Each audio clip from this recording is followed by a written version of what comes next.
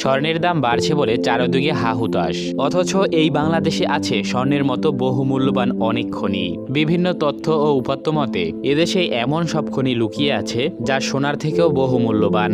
আর সেজন্যই হয়তো ক্ষুদ্র একটি দেশ হওয়া সত্ত্বেও বাংলাদেশকে ঘিরে বিশ্ব মোড়লদের নজর সবসময়।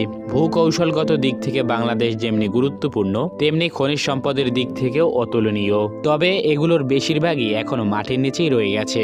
আমরা শুধুই গ্যাস আর কয়লা খনির কথাই শুনি।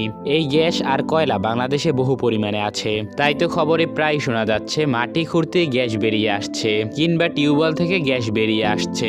এমনকি যে বিরল খনিজ সম্পদ নিয়ে যুক্তরাষ্ট্র ও চীনের মধ্যে দীর্ঘদিন ধরে টানাপড়া চলছে, সেই খনিজের সম্ভাব্য মজুদও ইতিমধ্যে পাওয়া গেছে বাংলাদেশে। বাংলাদেশের ভূতাত্ত্বিক জরিপ অধিদপ্তরের তথ্য অনুযায়ী যমুনা নদীর বালুতে মিলেছে ল্যান্থানাইট সিরিজের মৌল।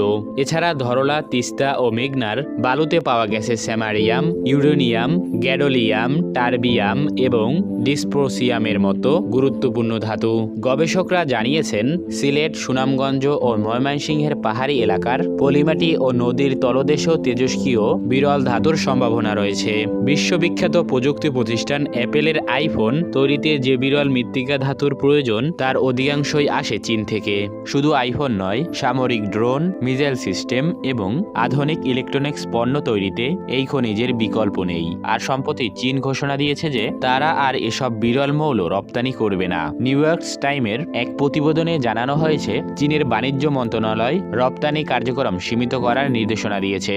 ফলে বহু শিপমেন্ট চীনের বন্দরেই আটকে আছে। চীন থেকে আমদানি বন্ধ হয়ে গেলে যুক্তরাষ্ট্র সহ পশ্চিমা দেশগুলোর প্রযুক্তি খাতে বিশাল সংকট দেখা দিতে পারে। এই সংকটের বিকল্প উৎস হিসেবে বাংলাদেশ উঠে এসেছিল আলোচনায়। এছাড়াও বাংলাদেশের 16টি জেলায় 10 ধরনের খনিজ সম্পদ আবিষ্কৃত হয়েছে। এর মধ্যে রয়েছে কয়লা, পিট, কঠিন শিলা, সাধারণ পাথর বা বালু মিশ্রিত পাথর, সিলিকা বালু, সাদামাটি, খনিজ বালু, চুনা পাথর, ধাতব খনিজ ও লোহার আকরিক। তাছাড়া তেমন পানি প্রবাহ না থাকা ব্রহ্মপুত্রে জেগে ওঠা ধু ধু বালুচরেও মিলেছে অরেল সম্পদের দেখা। এই নদের বালুতে প্রচুর পরিমাণে খনিজ সম্পদ আছে বলে গবেষণার বরাত দিয়ে গবেষকরা জানিয়েছেন।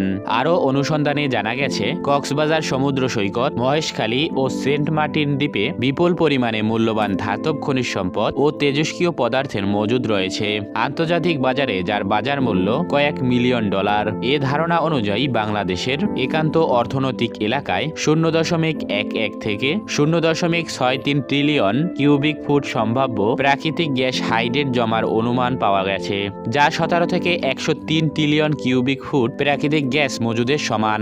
এ বিপুল পরিমাণ গ্যাস হাইড্রেটের উপস্থিতি ও মজুদের সমূহ সম্ভাবনা আগামী শতকে বাংলাদেশের জ্বালানি খাতের সামগ্রিক চাহিদা মেটাতে গুরুত্বপূর্ণ অবদান রাখবে। তবে গ্যাস হাইড্রেট উত্তোলনের প্রযুক্তি সহজলভ্য না হওয়ায় অনেক উন্নত দেশ এখনও গ্যাস হাইড্রেট উত্তোলন শুরু করতে পারেনি। দেশে বিপুল পরিমাণে খনিজ সম্পদ মজুদ থাকলেও এ নিয়ে বিভিন্ন সময়ে সরকারের তেমন কোনো আগ্রহ দেখা যায়নি। খনিজ সম্পদ অনুসন্ধান ও উত্তোলনে উদ্যোগী হলে তা দেশের বৈদেশিক মুদ্রা আয়ের বড় উৎস হতে পারে। আবার এগুলো দিয়ে চলমান জ্বালানি সংকটের সমাধান এমনকি নিরাপত্তা নিশ্চিত করা সম্ভব হতো।